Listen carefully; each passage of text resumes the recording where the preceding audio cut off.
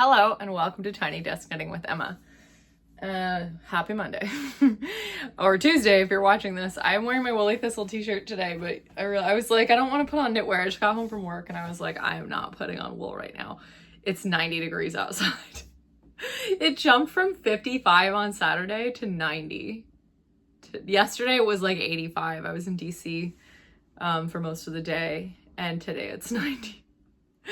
My office doesn't have any windows and it is very well temperature controlled, which is nice. But yeah, it's 90. It was just like, I just blasted the AC in my car on the way back, and I am now here, and I don't know if we turned off the heating cooling system. We had the AC on a few weeks ago because it got hot, but I can't remember if we turned it off or not. Anyway, I'm up on the top floor, so like, is air coming out of there? I don't think air is coming out of the vent. Yeah, so I probably just need to go turn it on. It's hot. But that's fine. I have a fan in my bedroom, and that's usually like the fan. I'm going to Costco tonight. I might get like a bigger fan. Like I might get like the floor fan to just kind of provide some more air movement. Yeah, it's hot.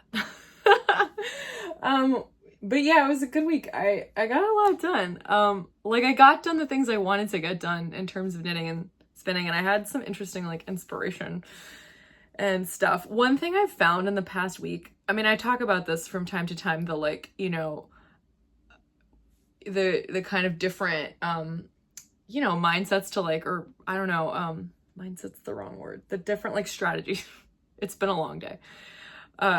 Different strategies to like getting through projects if you are somebody who has like a lot of projects on the needles at the same time. And so I, as you may know, try a lot of different strategies, and like I used to kind of like get mad at myself for like not sticking with things, but then I have a friend from choir who's like she's very wise. Her name is Simona. She's a psychiatrist. And she said to me, I think it was about like giving somebody time. I was like, well, I don't know if I should be giving that person so much time. Like, I don't know if that's useful for me. And she was like, well, our lives change, and right now it makes sense for you to give that person a lot of time. And I was like, Simona, you're so wise. So I realized, I think from that, like that you could extrapolate that to be like, well, at this like time, you know, this week of my life, this method works for me. And like another week in my life, the like cast on band will work and whatever. So anyway, all this to say, the recent strategy I've been using, which has been really helpful for me, has been to like just work on one thing every day. And sometimes I have a lot of hours to work on that thing, and I guess in theory I could get sick of it. But some days I don't have a lot of hours, but I just try to like decide, you know, what do I want to work on today? And that's been actually really helpful. Like on, I think it was Saturday that I did the short rows. Yeah, for the Guernsey. I think it was Saturday. No, maybe it was Friday that I did the Guernsey short rows. Yeah, I think it was Friday. And then I put it outside, and like I don't know what I worked on Saturday. I was spinning a lot, and I went for a long trail run that was kind of like took a lot out of me.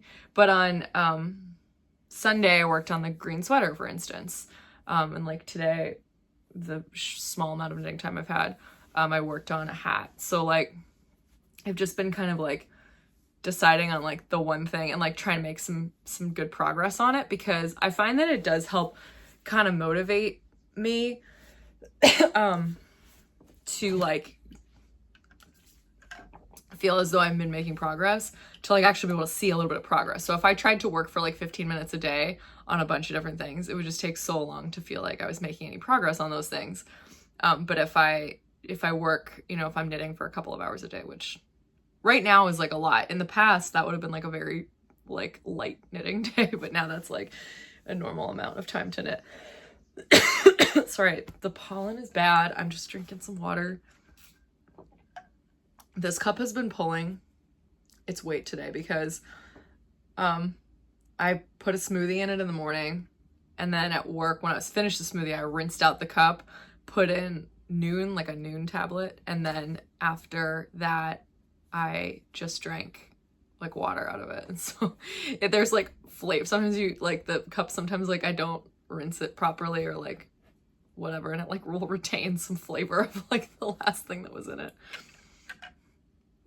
which is sort of gross. But yeah, that's whatever. Anyway, so that's been like my kind of like MO over the past week, and actually it's been working really well. Again, this may like be something that changes for me in the future, but yeah. So I finished the short rows on the Guernsey. It took me a few days to kind of get to that because I think mentally I did the front two one day, and then I put it down for a few days because it was like, it just needed to like, the back I had to do in one piece, and the fronts I did separately, and then the back I needed some like good TV to like sit down and because it took like an hour. So this is done now. That's been and then I blocked it. That's why I was sitting outside. And I love the definition. I think it's nice. It really, especially like from back here, you can see all that definition. It's really great. I'm pleased with it. I'll show you the back so it's easier to see the middle piece here. Yeah. Also, there's like bird pooped on it on the front, so I don't want to show the whole thing. So this is the sweater, and I realized that Marcus has a very long torso, and I only know this because he told me that one time his his sister knitted a sweater for him, and it was like too short on his torso. So I was thinking like, well, actually you have to knit this bottom up, and I can't try it on him, and even if he were here I couldn't try it because it's a bottom up sweater with steeks for the arm size. So I was like, well, but I realized if it's too small or like too short, I'll just rip out the ribbing, put the stitches back on the needles, and just knit a few more inches, and then just knit another ribbed band. And you probably won't be able to tell because the yarn is dark, so I don't think it will make a difference. So I need to needle felt the steeks. I was gonna do that before I blocked it, and then I just like forgot, and then it was in the water, and I was like, well, I didn't do that, but it's fine. I'll just do it later because I have to block it again when it's done anyway. So I'm going to needle felt the steeks when I have like the mental capacity to do that sometime this week, hopefully. And then I will do the 3 needle bind off. Somebody like commented and said, you should do 3 needle bind off because it'll be more secure. And I was like, that's correct. You're right. I should do that. It is more secure than Kitchener stitch. It's a lot more stable on the shoulders, which is an area that like gravity's gonna pull on either side of it. So like the more stable it is, the better. So yeah, I am gonna do 3 needle bind off on the inside of the shoulders. And then to graft, and then I'll do probably the neckline first, just to make sure the neck looks normal. So I can put it like on myself or on another person who's maybe closer to Mark's size. I don't know.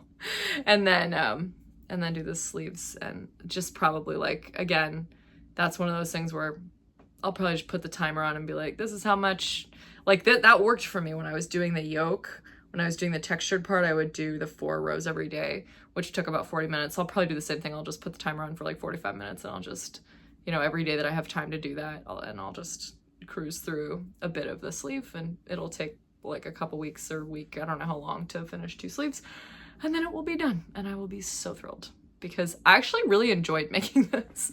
I wouldn't knit the stuff like this if I didn't actually enjoy it. But like I said, I kind of had to like trick myself into doing it. I made it like the motivational, like doing it every day to like build up, because the yoke was a labor of love for sure. There were a lot of stitches in this yoke, and they were textured, and so I needed to pay attention, and I cabled and all sorts of things. I mean, like there's a lot going on here.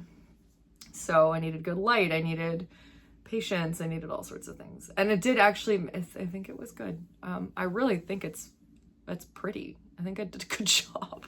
And I think Mark will really like it. It's not like too much, but I think there's like a lot of fun details in it, and it's like I actually really enjoyed doing that.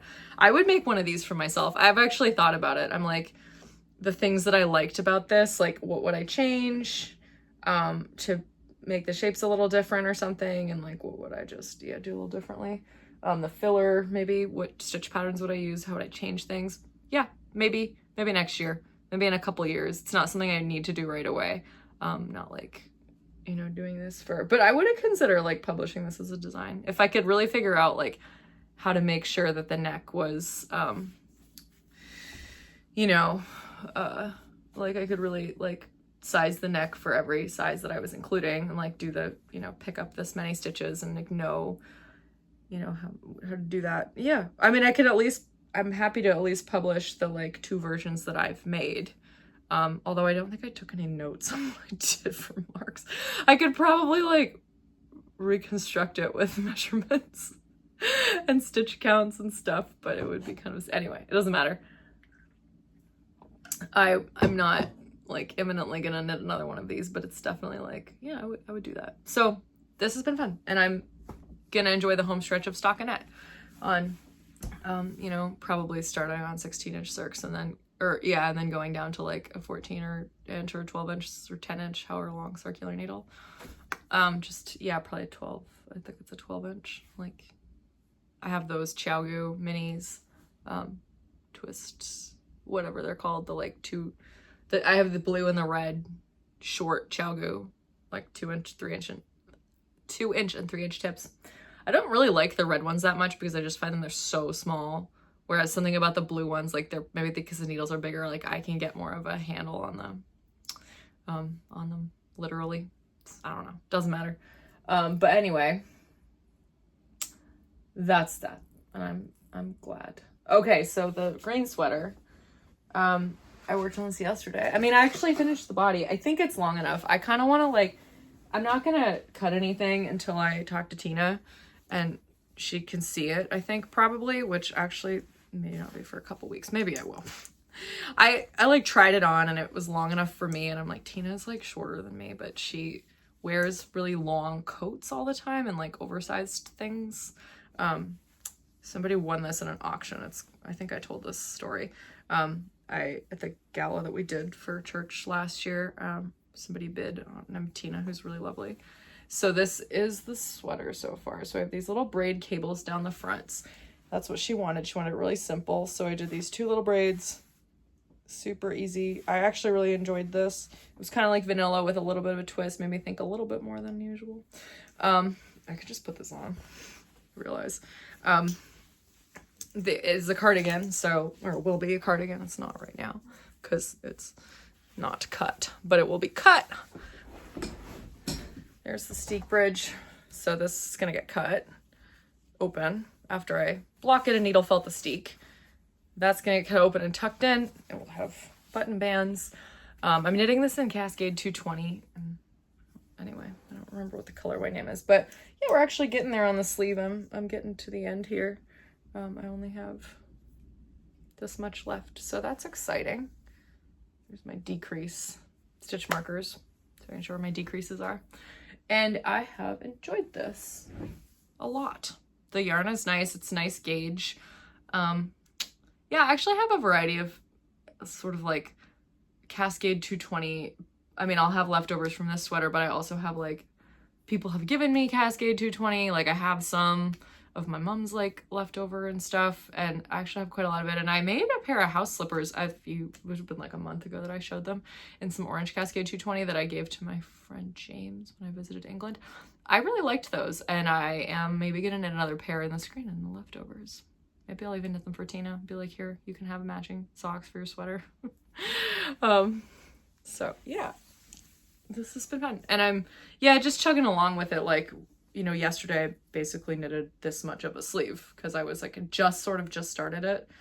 So I knitted a bunch of it, and I was like, oh, well, I could easily finish that in another sitting. And then just kind of like chug along with the other one. Again, it's quick. It's super simple. I'm using the shorties. The blue, you can see the blue cord. Xiaogu shorties, yeah. In a size, I'm knitting this on a size 6 needle. I knit pretty loosely, so if you're a normal knitter, this is like an 18 stitches over. Actually, I haven't measured the gauge, I just assumed. Is there measuring tape? Can I do that? Oh yeah, okay, let's find out if I'm right. I'm so cocky. I'm like, yeah, this is 18 stitches over 4 inches. It very much might not be. Okay. 1, 2, 3, 4, 5, 6, 7, 8, 9, 10, 11, 12, 13, 14, 15, 16, 17, 18. Bang on. I could tell because the first one was 4.5 and the second one was 9, and I was like, it is 18 stitches over 4 inches. I don't know if I just will these things to happen or if I just like have knit so many of these things. I haven't knit with Cascade 220 in a long time at this gauge though. Like again, I knit those house socks in like March, but I didn't, that was on a smaller needle and like the gauge was small because they're socks. Like I wasn't gonna knit them loosely. I was like not super looking forward to this sweater because those socks, they went really quickly, but because I was knitting them at a pretty tight gauge, it did like, you know, kind of like hurt a little bit to knit with the Cascade 220 just because I was like trying to make something really, really tight so it wouldn't wear. Like, you know, when you knit socks, the gauge has to be tight. So with worsted weight, you got to use smaller needles. Yeah, anyway, so I was worried that I wouldn't enjoy this, but I did. Actually, I am. It's not a did yet. It's not a did till it's done. So I'm enjoying it. Yeah. What else? Okay. I decided what to do with the Herdwick spin situation. The Herdwick, the gray Herdwick. Oh, where is that? So here it is. This is just some like, Herdwick is a very like hairy, kempy, coarse wool, and I had bought some. It was gray initially, and I dyed a bunch of colors, and I just grabbed all of the ones I could find in my sack of dyed random scraps of yarn. I have an undyed sack, which is much bigger because just like I get wool in like massive, like at a pound. So, and then I have the dyed scraps that like when I first started spinning, I would dye random scraps of wool like in different breeds in one pot, and then I would just like put it into a bag for combo spins, and I still use that. I think it's fun. It's a fun challenge. I don't even know what everything is, but sometimes it's fun to guess now that I'm like better at spinning. But I didn't know what to do with this spin.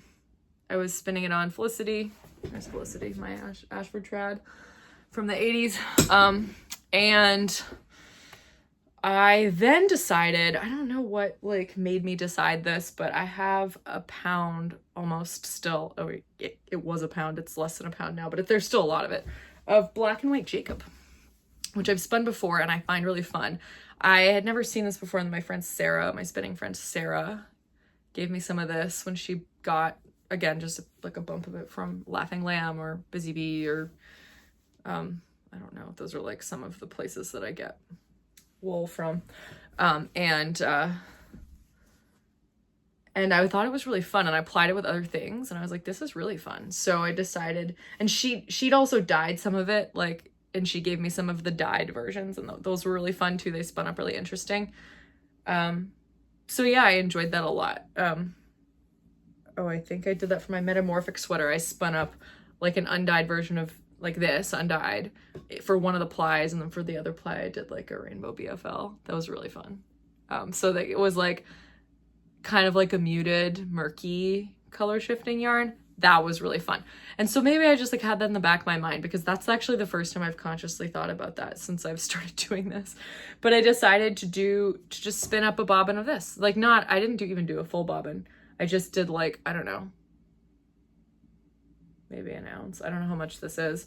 Not a bunch. And then I just took it off the wheel and I plied it with part of the Herdwick. There's still a bunch of Herdwick on this bobbin. I filled this bobbin, but there's still a ton of Herdwick left.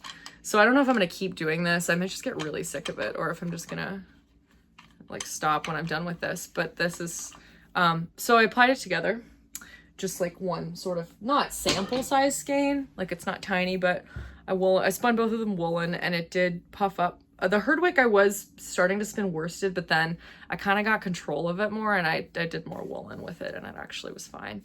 And this is what it looks like. It's pretty coarse. It's not super tightly plied, as you can tell. It doesn't need to be. It's fine. I mean, it probably won't be super like sturdy, but like I'm not gonna knit. I don't know what I'm gonna do with it. Maybe the next skein I'll ply it a little more tightly so it's a little more sturdy, just because like, but I could knit a hat with this for sure. Maybe I'll just do a sample hat to see. I was thinking of using it in color work, like an alpine bloom hat or something, but I think it might be too thick. It would probably work up to like a sport or DK. Hard to tell. It puffed up. The Jacob especially puffed up a bit after I washed the skein, but I think it's fun. And yeah, like I said, I have a lot of Herdwick, and so I could just, I mean, I don't know how much this would render if I spun all of the Herdwick and then I like spun enough Jacob to ply with all of the Herdwick. But I don't know if I can knit like a whole sweater. I don't know if I'd want to, because it's pretty, like, I don't think the sweater would be very like sturdy. Like, I don't think it would make a very sturdy fabric. So like I said, I would probably knit something like a hat that's not going to get a lot of abrasion. Andrea Mowry talked about this recently on her YouTube channel, where she answers questions, and she was talking about how she knitted her husband a sweater that he like wore out, and she was like, how did he wear that out? Like, I made the same one for myself, but then she was like, oh, I knitted his a looser gauge, and it was like a wool and spun yarn, and so it wore out more easily. And so she said, because the person had asked a question about like abrasion, and like, I don't want this to wear out. I think they were worried about their hand spun wearing out if they made a sweater, and because of that story. And she was like, oh, this is why that happened. But like, she was like, if you're really worried, just make like a hat or something that's not going to get a lot of like, you know, elbow abrasion or like, you know, wear on itself. Like, that's, I noticed pilling like underarms and here, because these parts of your body will rub against each other, and that makes the fabric rub against itself. Anyway, but a hat is also good because it's not necessarily like, this might, I mean, it's not actually that scratchy. Like, the Herdwick is kind of pokey though. So I would think maybe a hat might be good just for, yeah, just because it would not be so like, because your hair, unless you're bald, but your hair might kind of like make it not so uncomfortable. But then I would have to make like 50 hats out of this. Maybe I'll just like make a bunch of this and I'll put it on Etsy or something, and you guys can buy it if you want it. I don't know. Speaking of hats, I made another one of those. Again, not blocked. I did block the yellow one, but I really like this one. This is some of my really early hand spun. This one I made properly. Like, I followed the pattern and I had the right stitch counts. And it, again, fits like really well. Like, it doesn't like ride up. Some hats kind of like ride up, like it's in an annoying way. This doesn't. I really just like the yellow one. I just really like it. I mean, I'm not going to keep all these. I'm going to give them to people, but I think they're actually really well-fitting hats. So kudos to you, Pearl Soho. This is the classic ribbed hat from Pearl Soho. It is a free pattern, linked in the show notes. I guess that's like the first thing I have to link in the show notes, other than my Woolly Thistle affiliate link. If you want to shop with the Woolly Thistle, let me talk more about some other things, but you can get like, you can get frangipani at the Woolly Thistle. If you want to get this yarn that I use for my Guernsey, it's frangipani cone, frangipani 5-ply Guernsey yarn. You can get that at the Woolly Thistle. My affiliate link is somewhere up there. The Woolly Thistle is great. Again, I'm wearing their t-shirt and I didn't say anything about them. They're a small, like, woman-owned business in New Hampshire. They specialize in bringing over yarns from the UK and Europe and other parts of the world, and also some domestic ones. Also, like, there's some Canadian yarns there. They're great. Super woolly, not super soft, like non-superwash type of yarns. Keep that in mind. It's not like super like next to skin soft, unless you're like me and you have skin of iron apparently. But lots of us love woolly yarn, and so go check the Woolly Thistle out because they rock. And I have an affiliate link. Again, it's like somewhere, it has flashed across the screen. But it's also in the description box with the show notes. If you shop with the Woolly Thistle, like by clicking my affiliate link, I get a small kickback, which is very helpful to me and to my channel. I don't make any money doing this, obviously. Otherwise, sometimes YouTube pays me because there's like ads on my videos, because I have enough viewers that like they put ads on them. But yeah, that's not a lot of money. I get like a payout like once every 5 months. It's like $100 or something. And I'm like, oh, money, cool. And then I have to pay taxes on it, which is annoying. But if you shop with the Woolly Thistle through my affiliate link, I get a kickback, which is actually more significant than most other things I make money on for knitting. So that's fun. Also, speaking of that, recently, I had like a bunch of people buy my Mary Bennett socks. Like on like there's a week and a half ago or something. I just kept getting PayPal notifications like blah blah blah, paid you $5, and like I went in and it was like I looked at all the things, all of them were for the Mary Bennett socks, and I was like, oh, somebody must have like shared this pattern somewhere, and I don't know who did it. So if you know who shared the Mary Bennett sock pattern, I would love to know so I can send them a thank you, because like 20 people bought my pattern, which was awesome. Yeah, again, I don't really make any money from this, and it's not like money income that I rely on, but it's like nice when people are like, you know, it's just like, oh, here's $20 that I didn't have to like support my channel. It makes me want to keep doing it, right?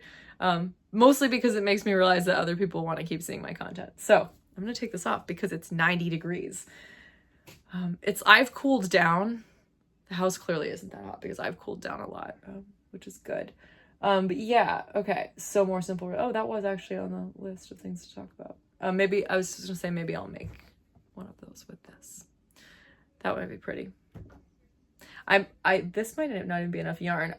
For the first time ever, for the last couple of skeins, have actually been using this yarn counter. This is an electric eel wheel yarn counter. It was like $65. Operates with 2 batteries, AA batteries, I think. AA batteries. Yep. It's really cool. You just put it, like I put it on the table between my Swift and my winder, and the yarn goes through and it spins it, and that's how it counts it. It was super cool. I really like it. I was like, this is a fun toy. Now I know how much yardage I have on my handspun skeins. Speaking of which, oh, that's what I worked on Saturday.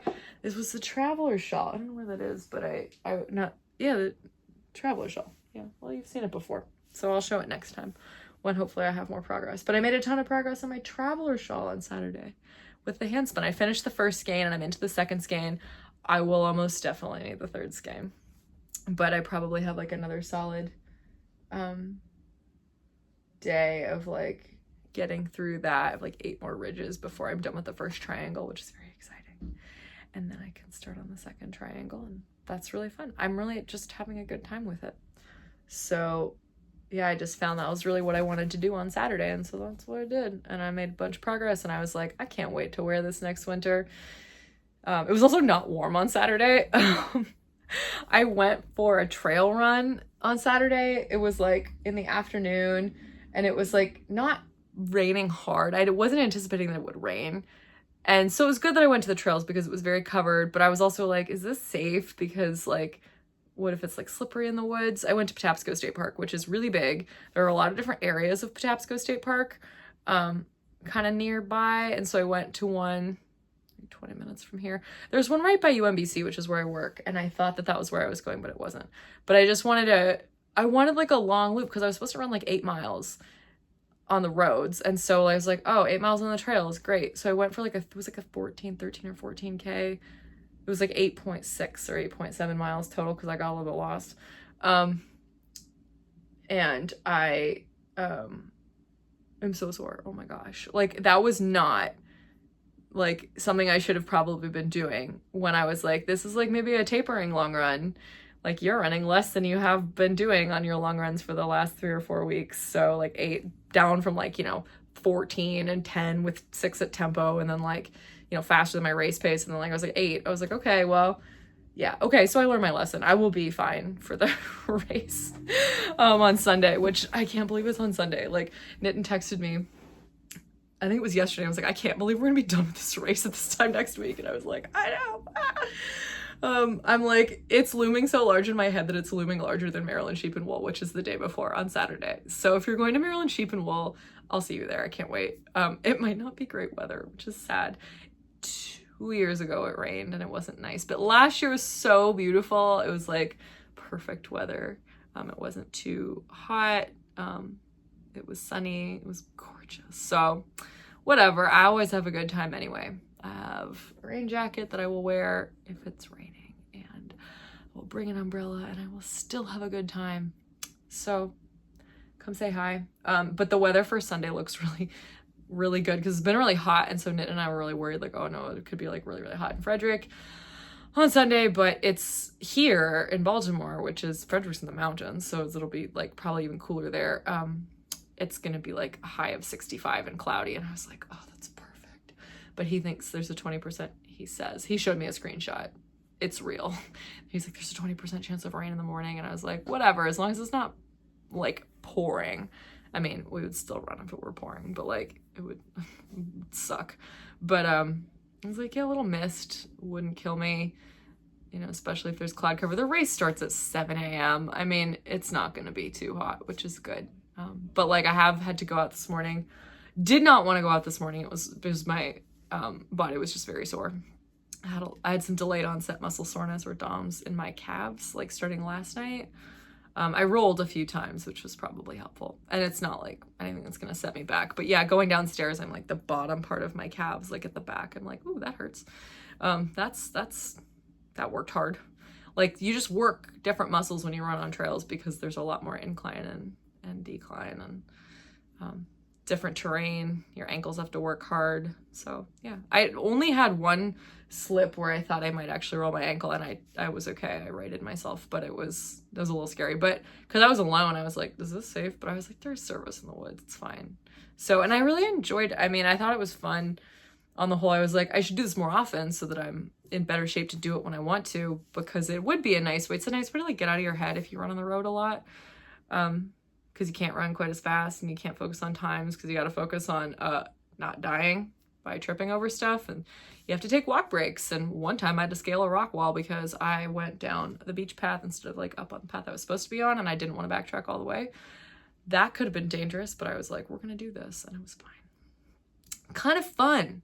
It was fun. Okay, yeah, so last week when I was home on Thursday from work, I often get, so my Thursdays I do a lot of like prep work for school and stuff. I'm reading, I'm like doing curriculum development stuff in my head on paper, whatever. I sometimes meet with students. I usually have a few virtual students, but a lot of it is like my prep work. And I am surrounded by my yarn all day. And so sometimes I just have like thoughts about like what I should do with it, which is one of the reasons I really like to work at home, because diffuse thinking by just being in the vicinity of my yarn just like makes me sometimes have creative thoughts that I probably wouldn't have otherwise. Yeah. So I thought, I like looked over at my bookshelf with all these the three bottom shelves are all knitting pattern books. Insane. A lot of pattern books. Just so many. And I thought I should use more of those. Like I focus a lot on design work, obviously, which is really fulfilling for me, but like I don't knit exclusively my own designs. I knit other people's designs too. So I thought I should use, like I spend money on these pattern books. I should use them. They shouldn't just sit on the shelf and be pretty.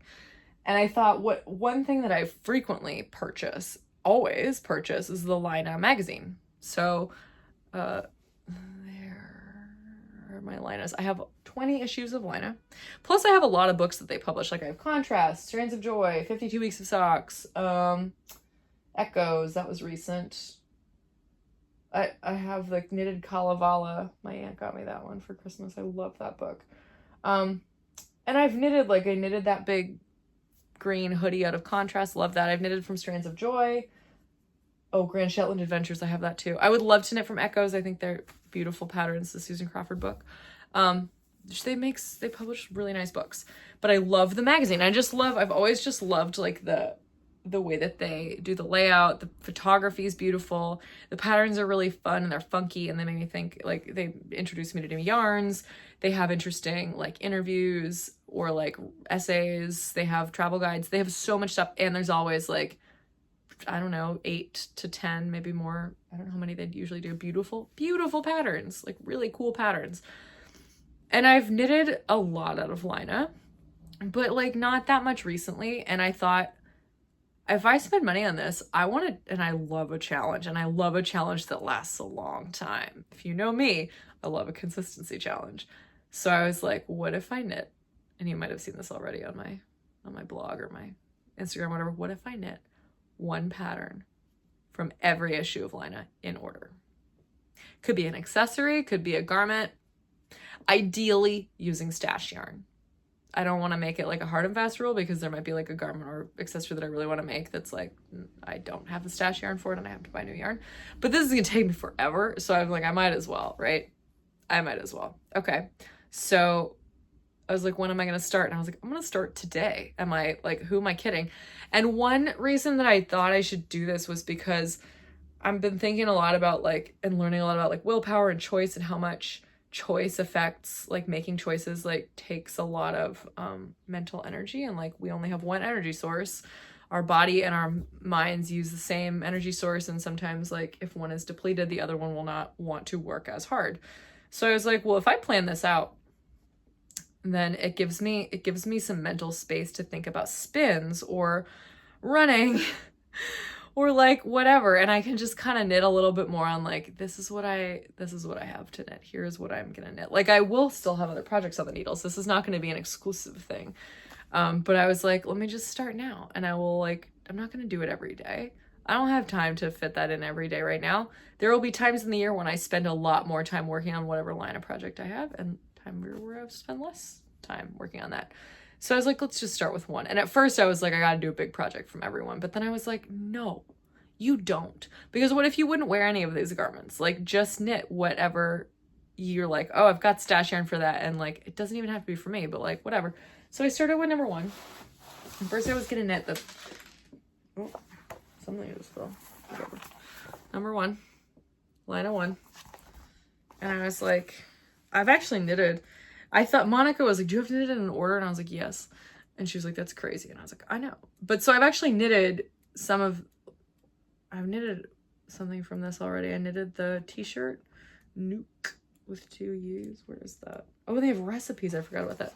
I find that a bit of an interesting stylistic choice. But like, I knitted that in a woolen mohair. I had some leftovers of like a merino silk and a mohair, and I knitted that. I used this pattern, at least. It's just a plain raglan.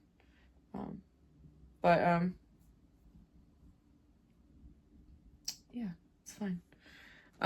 Yeah, but I was like, that doesn't count if I've already made it. I have to start again. So there is a pair of socks in here, but I really don't want to focus on socks this year, except like once a month when I'm making my own socks. So I could have, but I was like, no, I already have a boundary set socks. I'm gonna stick to it. So the other one that I considered making was Pieces of Silver, which is very plain raglan sweater with piece of silver. It's a Vera Velmaki pattern. It's really nice. And she did it in La Bien-Aimée speckled yarn, so it's like really nice. It's so simple and like so wearable, but it's knitted in merino singles. I mean, I don't have to knit it in merino singles.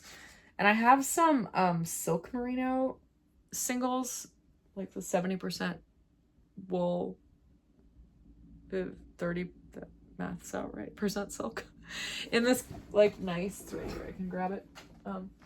Okay, don't fall. Oh, well, that fell, but I didn't fall. It's so shiny. This is what silk does to merino singles. It makes it so shiny. And I think it would probably have more structure, but I'm still like, no. Like this maybe for a shawl. Like I thought, or something with mohair. It's so shiny. Maybe. I don't know. I just was like, no, it'll stretch out. It won't be. It won't. But I love the little turtleneck. And I thought about making it, but then I was like, nah. There is something else that I wanted to make, and it was just a plain hat called Cream. And it was like a thicker wool with mohair. And the one that they used was Rustic Natural Merino. I wonder if it was Derriere Mature Gilead. Let's find out. Nope. Ovilo by Delana, which I've never heard of. And then Sensei by Ito. Yeah, I think it's mohair. Anyway, I decided to start with that because I was like, this is like a small, I like it because it's like a low-key way to jump into this challenge. And where did I put it? This is the question. Is it down here? Yep. So I just looked through my merino and I was like, you know what I want to do with this? I want to try something really different. I want to use Briggs Little Heritage, which is a very rustic woolen spun yarn. So this is Heritage, so it's Aran weight. You can also get Regal, which is like a worsted. They have a sport weight, which is single ply. Briggs & Little is great. It's a mill in Canada, if you've never heard of them, in New Brunswick. It just smells like lanolin. Very, very economical. It's really inexpensive to get like a sweater's quantity of yarn in any of their weights, but note that some find it not next to Skin Soft. I have several sweaters from Briggs & Little that I really like, but a lot of people are like, I wouldn't wear that next to my skin. I mean, you can still knit a sweater in it as long as you just wear like a turtleneck or like long sleeves or something underneath, but whatever. I have lots of this. I have lots of like partial skeins, lots of like almost full skeins like this one. And I chose this one because I had a mohair that was similar. I knitted my mom's Paloma sweater in this with Devonia by John Urban. And this was left over. So these two together, I wasn't sure what would happen. I wasn't sure how much the mohair would affect it. Just doing this little twisted rib brim. Yeah, it's really, it's very solid. I'm not going to do a folded brim because I don't actually know if I'll have enough yarn, but also the pattern doesn't actually call for knitting twisted rib on the inside. You're only knitting the knit stitch through the back loop. If you knitted the purl stitch also through the back loops, with your twisted rib here, you would also get the same effect on the inside, but they don't ask for that. They only ask for you to do the knitting that way. And I don't want to do purling that way, especially with a yarn this rustic. This like, there's not a lot of give. It's not as springy as like other yarns, just because it's kind of felted and like, it's really sturdy. I should have said this. You can get this yarn from Maritime Fiber Arts. There's a US distributor that I've linked in the show notes. And they're in Maine. They are the US distributor. You can get all the different yarns of Briggs Little from them. It's a family run fiber, distributor. They're wonderful. You can get a few colors of Heritage only at Webb's. I'll link that in the show notes too if you want it, but Maritime Family Fibers is wonderful. They always are like super quick with shipping and they always have like what I need. And I'm just like so happy that I can get like any Briggs & Little that I want from them. They don't even specify what wool they put into this. The stuff's rustic, but I'm enjoying it. And I'm like, there's no pressure. Just if my hands start to hurt a little bit, I stop. It looks a little glittery because the core of this didn't get all the way dyed when I dyed this burgundy, which is kind of fun. It's like, I think it's going to be super warm. I don't know if I'm going to keep it or I'm going to give it away, but it's going to be a really warm hat. And that's fun. And there's like, it's fun and different. I would totally do this again with mohair with Briggs & Little, just for fun. Add mohair to anything. Make it a little fun. Give it a little glitz, whatever. Fun. So I'm enjoying that. And I have picked out like a lot of what I'm going to knit from the liners, and I'm allowed to change my mind. But yeah, like I can show you some of them. I've decided on, this is Laine 2. Who does she look like? She looks like someone no, took me a second. It's because I've been doing a lot of yoga with Adrienne. I'm like, she kind of looks like yoga with Adrienne lady. Adrienne, but she doesn't really if you look closely. They always had socks in these when they started.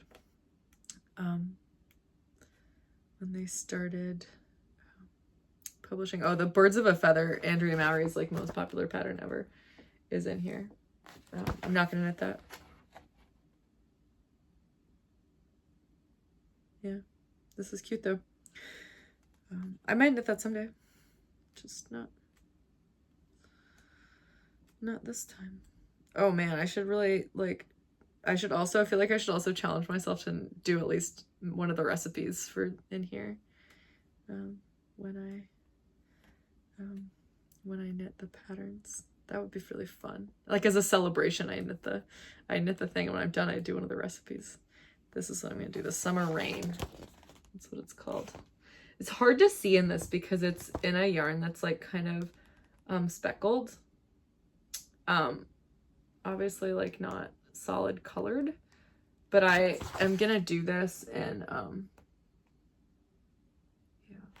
a light like bluish gray. There's like the lace on the front, but it's otherwise stockinette. Yeah. And I just thought like that would go into my wardrobe. I like it. So as the yarn looks like, it's just a merino 4-ply superwash, I think, that I dyed several summers ago. It's like a grayish, very, very, very light turquoise, kind of bluish. Hard to tell in this light, maybe. Definitely like tonal. I'll probably have to alternate skeins. But I have 4 of them. And I was like, oh, okay, well, that would be nice. I'll probably have a whole skein and a bit left. I don't think that will take a lot of yarn. But I like the sweater and I think I'll wear it. So I just think like I should do more things like I'll wear this and I have the yarn for it. It's gonna be a whole situation putting this yarn all back. I only grabbed the first 4. Okay, line 3. I think I've made, let's see if which ones of these I've made. That's fun. Well, there's the one I'm gonna make. Oh, that's a nice, there's like a big fisherman's rib. No, it's not fisherman's rib. It's like a big textured cardigan. That's really nice. I would knit that, except I just knit one. Oh, Traceda by Jen Stein-Guess. I have knit that. I've knit that twice, but I also knit that bottom up both times, which was kind of stupid. It didn't really work for the color work. I think this, I've knitted this hat. Oh, that bracket hat I've knitted. I knitted that for Catherine. I think that is all. Yeah, so I've knitted a couple of things, but I'm gonna knit, and I've always known I'm gonna knit this with this yarn, or I've always planned it at least. Hay by Claire Mountain. This is what it looks like. Again, kind of plain, but it has these like fun details that I think is gonna force me to purl. All good things, right? I lay in bed with serene winter sun dancing on my face and relished the quietness. It was like the world took a deep, relaxed breath. I closed my eyes and wrapped myself in my favorite sweater. Hey, by Claire Mountain. I wish they still did those these little, like, they're not poems, they're just like little beautiful like descriptions of like when you would wear the thing or something. I always thought I would wear this with a tutu. It's just kind of silly, but like not like a little tutu, like a long one. I've always wanted to wear like a long tulle skirt. Anyway, I don't have one, but I've thought about it. I have a few skirts that are like long like that. I think I have 3 of them. Like I have one with like accordion pleats. They're nice. I should wear them with this. This yarn I have had for years. I got this for myself for my birthday when I was 26. Yeah, it was before COVID. When I was still in grad school. Holy crap. From Skein Queen. Look how pretty that is. I have 3 skeins. This is 70% superwash, Blueface Leicester, 20% silk, 10% cashmere. It is obviously superwash. The base is called Flockly. I don't even know where I bought it. It might have been on Etsy. And the colorway is called Fritillaries. And I have 3. I wound one. I did a swatch. I was gonna knit this. Like, I don't even know when. I don't know if it was 3 years ago or 2 years ago or 6 months ago. I just like all time has no meaning. Again, probably something I'll have to do some helical knitting on and alternate skeins. That's fine. I'm okay with that. Yeah, the yarn that they use in that pattern is Road to China Light by the Fiber Company, which is like also very like a luxe blend, which is why I chose this. But I actually just think this would be really fun. It's kind of funky. It has a little lace on the side. Fun detail. So that's going to be number 3. And then number 4. So actually cast something else on with this yarn, which I'll explain. And then I pulled it out because I was like, nah. Okay, this is the absolute goat of Laine's. If you know, you know. I would knit everything in this. I have knitted a lot. This is Magnolia's in here. I've knitted Magnolia. Magnolia is, there's, I have knitted that in Wool and Mohair. That's a Camilla Vad pattern. Lakeland is in here. I knitted that. I knitted that for Brooke, the mom of the kids I used to nanny, in a Brooklyn tweed yarn that had indigo dyed, and it made my hands blue. She loves it. Morgan, I've never knit this. It's full fisherman's rib, which is not really my jam, but it looks really cozy. I would wear it. I don't think I would knit it. I tried to knit Kate once. The gauge was really off and I stopped. But I enjoyed it and I would knit it. I enjoyed the process. I think I would wear it. There's an interview with Jared Flood, also the goat. Sorry, I was just going through. At this point, I love Line of 4 so much. Rift, it's like a Emily Green cowl.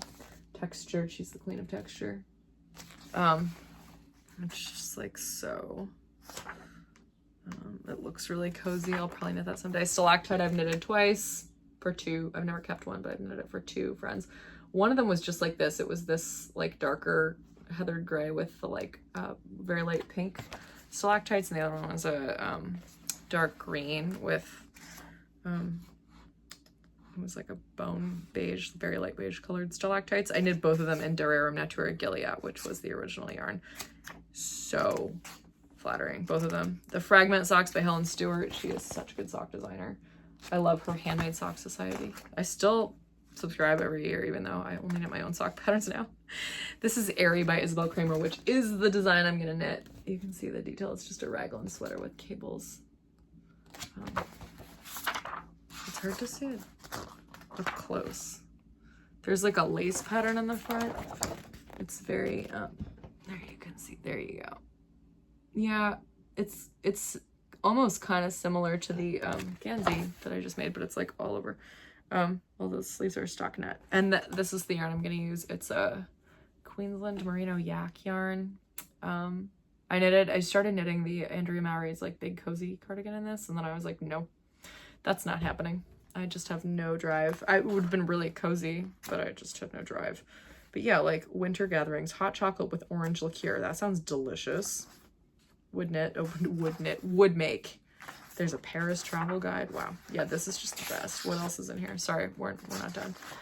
Black ice. I tried to knit black ice, actually. That was difficult because it was like a type of brioche stitch, a type of tuck stitch, but it was merino and mohair, so it was hard to see what was going on. So I did not continue.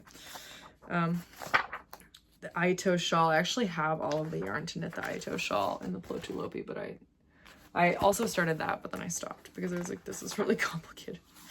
And then the Kennings yoke, which is the only one I'm not like totally married to. But like, what a capsule collection.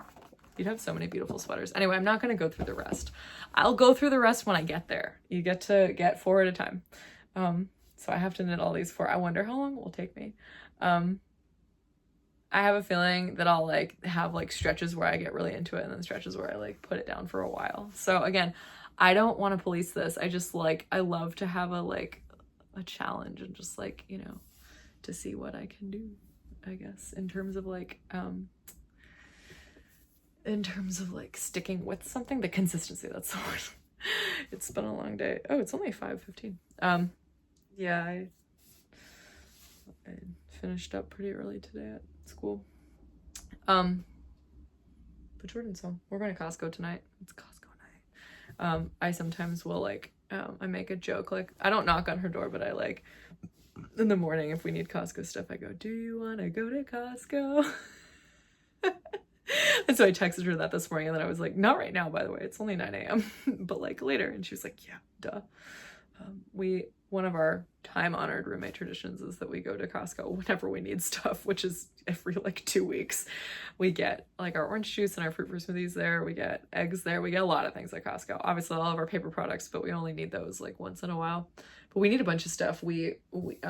So we go and we get our stuff, and then we go to the food court and we get hot dogs or pizza, and we share a vanilla ice cream strawberry parfait. And they used to have churros, which were okay, but now they have like warm chocolate chip cookies, and so we like get a cookie and then the parfait, and then we like split the cookie and we like put it in the parfait, and we like break up pieces and we eat the cookie and the parfait. It's so good. So no regrets. It's delicious, and that's fun. So we're going to Costco tonight. It's Costco night. I also just love like being a troll on social media. If you follow me on Instagram, you probably know that. Well, I'm okay on knitting Instagram because it's like public and stuff, but my private Instagram, I put so many memes on my stories. And so Taylor Swift has a song called High Infidelity. It's from High Infidelity. It's from Midnights. It's like a recent song. Midnights came out in 2022. In October. There's a line, do you really want to know where I was April 29th? And today is, you can't watch this on April 29th because I'm not releasing it until the 30th, but I'm going to like put a picture of the Costco parking lot, and it's going to say, do you really want to know where I was April 29th? But it's like, this is just what I do. I'm like so silly. Please don't follow me on my private Instagram. I mean, you could try, but if I don't know you, so no, you can't. No, it's for my friends' eyes only. You can see my public persona. I feel like I give the world a lot with this channel. I need to keep some things behind closed doors, like my weird memes. If you are also a Taylor Swift fan, I would love to know what you thought of her new album, The Tortured Poets Department. I think it's very long, but I actually really like it. I think a lot of like hardcore Taylor Swift fans are really into it. I've been a Taylor Swift hardcore fan since I was 15. Coincidentally, the song, Taylor Swift has a song called 15, one of her greatest songs. From Fearless is my favorite album. Still.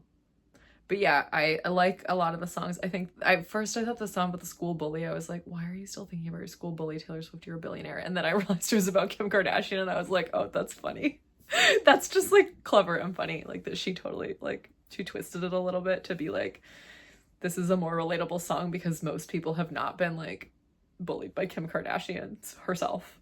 But like we've all like had, you know, that experience with like people just being mean to us. And I'm like, okay, so you actually made it for us. It's about Kim, but you made it for us. I really like the Tortured Poets Department, the song. I really like I Can Do It With a Broken Heart. A sentiment that I have felt often while doing church music stuff, especially like I try not to like let you know, anything kind of get in the way of that because I'm so cheerful when I do church music, and people will frequently be like, what happened to you? Like you and blah, blah, blah broke up. Like I didn't know. And I was like, you didn't know because I can do my job and I feel good about that. I feel like anyway, yeah. So I gotta go get ready to go to Costco with Jordan. That is my Laine challenge. Hopefully you enjoyed hearing all about that. So it's been almost an hour. This is longer than usual. It's because I was showing you all these beautiful things in Line of 4. There's so many beautiful things in Line of 4. Everyone should have a copy of that and knit all the patterns. But there are a lot of other good issues of Line too. So I'm excited to dig into all of them. And I hope that you're having a great week. I guess if you live in the Southern Hemisphere, maybe it's really cold where you are, but it's heating up on the East Coast. So I'm excited. I'm excited to run my half this weekend. I'm excited for Maryland Sheep and Wool. May's gonna be a fun month. So got lots of big church music this month. We have 2 midweek masses, so that's always fun. And by fun I mean a lot of work, but we're gonna sing really good music this month, so I'm actually really looking forward to it. We're gonna have lots of fun. Okay, so that's it. Like and subscribe. I never say that. Like and subscribe. If you're still watching and you haven't already done that, it just boosts my presence on other people's, you know, homepages with the algorithm or whatever. So have a great week. Thank you so much for watching. This has been Tiny Desk Knitting with Emma. Bye.